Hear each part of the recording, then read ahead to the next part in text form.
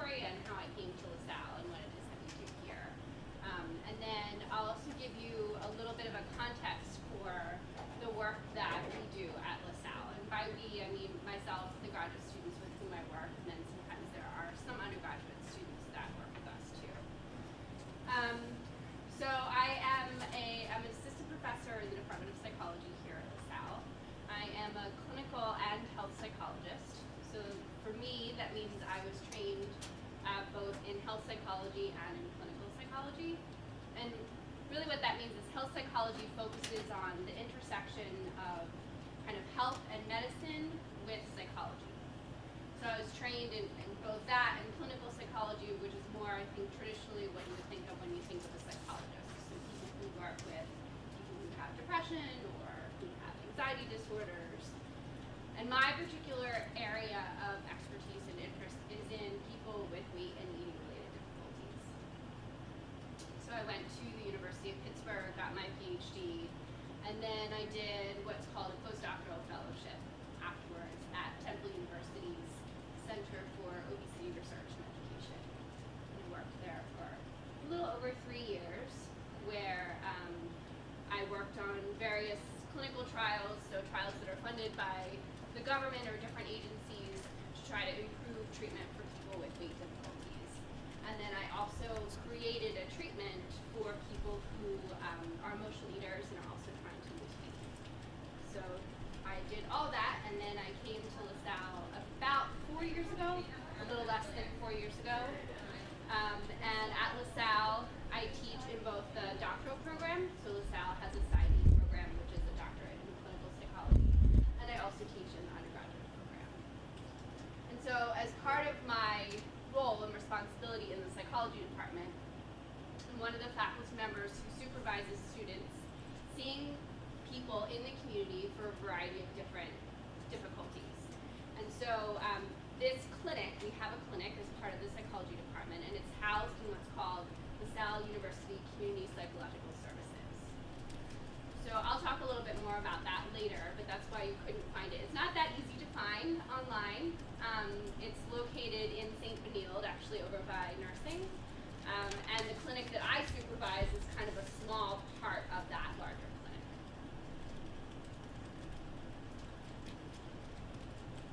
So that's kind of who I am and how I got to be where I am now. And as I mentioned before, most of what I do now focuses on understanding and trying to promote better treatment of individuals with weight and eating related difficulties. So you may have seen some of this information before, some of it may be new to you, but nevertheless I think it's a nice way of providing some context for why we do what we do. So this is a visual depiction of the trends in obesity among US adults starting in 1990 and then every decade. So you can see down here is the, I like how it's color coded, and it gives you the percentage of individuals who would fall in, who would be considered to have obesity. And what that means is having a body mass index, which is a ratio of weight to height. So having a body mass index greater than or equal to 30. So you can see in the 90s, most of the percentages were relatively low. So most were below 20%. And this was done in 2010, where you can see there's a pretty significant proportion of the United States where the percentage of individuals with obesity is greater than or equal to 30%. So over the past 2.5 decades, the prevalence rates have increased. So there's a real drive, and I know you've learned a little bit about this, but a drive to really better understand what we can do to prevent unhealthy weight and to promote healthy weight among children as well as among adults. And there are lots of different things that contribute to these different rates of weight difficulties. So a lot of times people think about it, unfortunately, I think a lot of times people blame the individual. And what we know is that it comes back to this idea of nature versus nurture. So it's not really an individual problem. It's really a combination of the way that they put it at the Yale Rudd Food Center is that genetics load the gun and the environment pulls the trigger. So really speaking to this interaction of a genetic predisposition to having an unhealthy weight, and then that's exacerbated or expressed because of all these different things in the environment. Can I ask questions, or do I have to? No, please. Okay, Go ahead. okay. So can anyone think of some potential environmental factors that could contribute to, or that could fall into what pulls the trigger on the gun? Fast food, or like having access to like certain sweets that probably shouldn't be eating, processed foods. Okay, good, yep. So access to fast food, access to high calorie foods definitely play a role. Good, yeah. Lack of access to like places where you can exercise. Great, yeah. So what we call, sometimes what's referred to as the built environment. So the environment in which an individual lives. And you can think about people who are living in neighborhoods that are unsafe, that may not have the economic resources to go to a gym or to have these workout facilities, and so therefore, how are they able to exercise? That's great. Yep. So somebody else will work it out. Okay. Any other factors? I'll go through some more examples. So again, we know that genetics play a really significant role in the development of weight difficulties or an unhealthy weight. For obese children, for example, or children with obesity, the risk of becoming or having obesity as an adult is much higher than children without obesity in childhood. So again, really speaking to the biological or genetic nature of this. So, environmental factors. We talked about the availability, also the cost of food and food advertising. So I know that this is an online journalism class, right? So you're probably pretty familiar, and also if some of you are communications majors, about the role that advertising plays in the purchasing and consumption of different foods. Portion sizes, you may or may not have heard about this, but I'll give you some examples in a moment. But we know that over the past couple of decades, the portion sizes have significantly increased, and then also the characteristics of the built environment. And then we also know that social factors like social support, the amount of stress that a person's experiencing related to their social network, cultural factors. So can anyone think of some examples of social or cultural factors that could play a role in eating habits or in weight? Or even from your own knowledge or your own experience, are there certain social situations or certain ways in which you think your eating habits could be affected? Your friends are eating a lot when you watch it. Yeah, sure. So if you're around people who eat a certain way. Yep.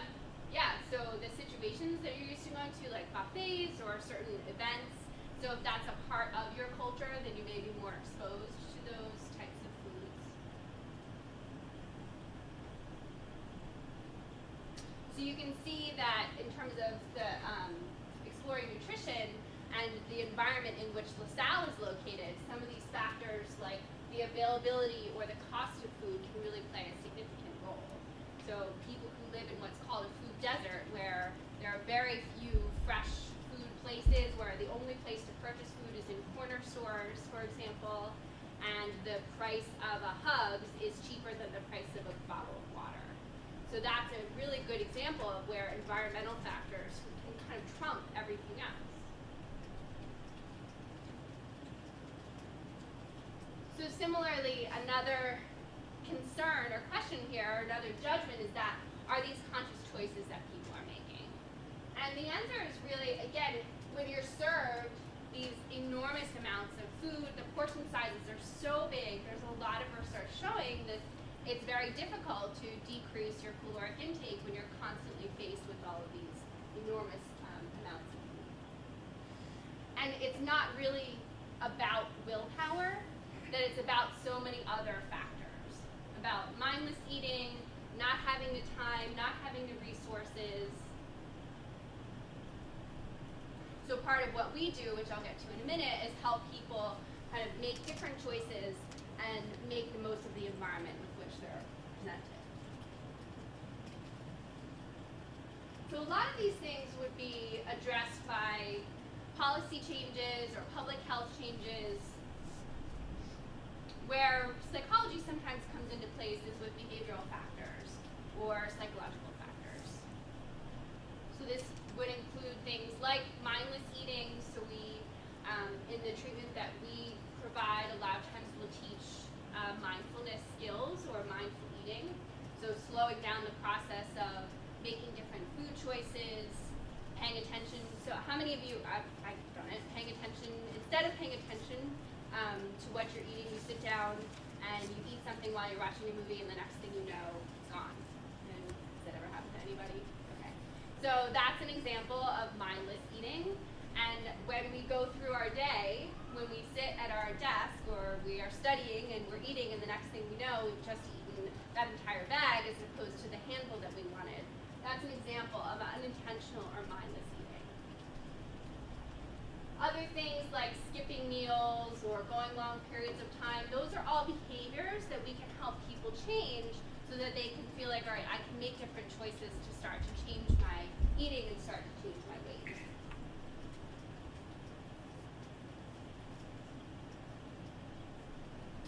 So this is what a typical behavioral weight loss treatment would look like. These are the major components of the treatment. This is part of what we do in our clinic. It's not a cookie cutter approach and it's not Weight Watchers. That's a question that we get a lot. It's much more individualized, but these are some of the basic components that we incorporate in most of the treatments. So what happens in our clinic is someone will call up and say that they have that they're interested in changing their weight or changing their eating habits. Then they'll go through the process of interviewing with a student clinician to learn more about what difficulties they're having, what they're looking for, and then they'll be transitioned to someone who will work with them in an individual setting. And oftentimes the treatment will incorporate these components. There's a lot of research showing that these components are actually one of the most effective ways of helping people change their eating patterns and achieve a healthier weight. So I'm not going to go through all of these in a lot of detail, but I'll give you some examples of both the self-monitoring and stimulus control.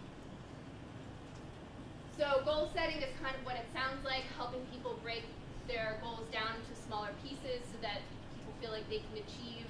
Sometimes when people feel like they want to lose 30 or 40 pounds or 50 pounds, it can feel insurmountable. So breaking that down into smaller goals and then helping people figure out how to do that.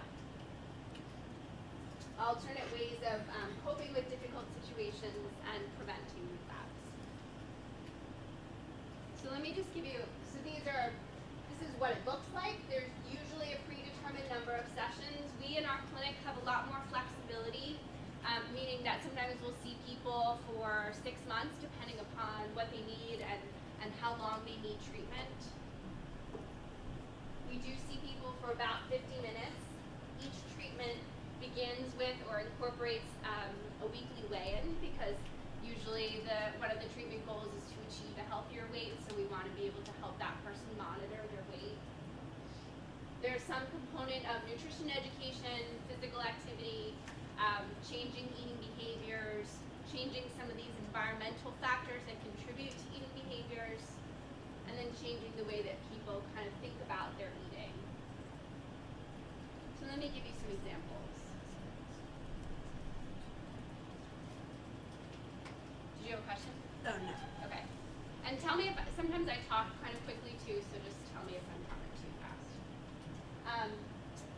So you can see here that this dog is talking to the other dog about eating 2 bowls of dog food, a sandwich crust, spaghetti that fell on the floor, half of your cat food, oh I'm sorry, he's talking to the cat, a tea bag, 3 bugs in the inside of a sneaker, and how many grams of fat is that? And then the cat saying, well, I'm going to need a little bit more information.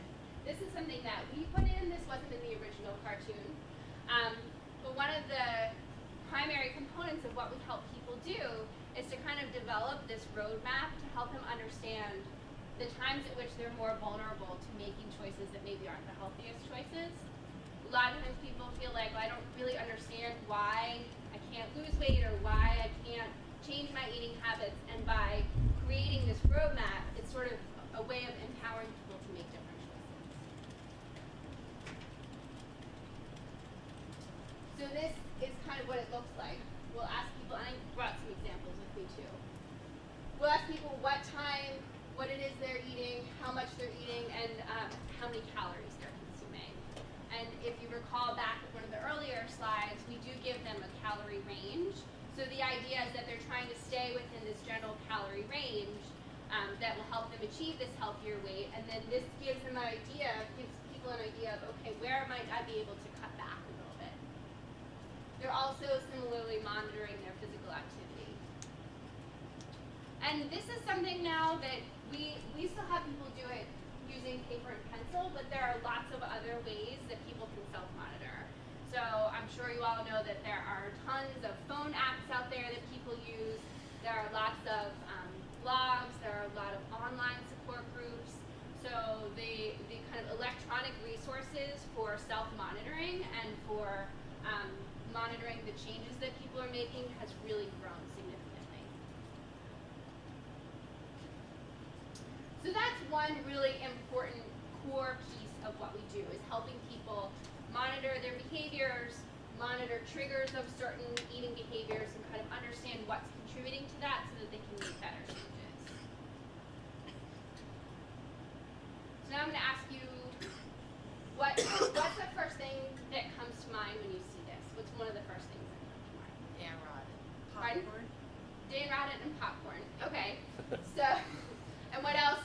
Right. So Dan Rodden theater, popcorn. What else might come to mind when you're looking at a movie theater? Soda, candy, popcorn. Okay. And that's really common. How many of you thought within your first 5 things that you thought of a food or a drink? Okay. And this? It's my favorite. Jimmy's. Ice cream, Jimmy's, right? These are just pictures. They're not the actual food. They're just something that's associated with that food, that we have learned to connect or to associate with food over time. And so what we do, this goes back to the idea of stimulus control.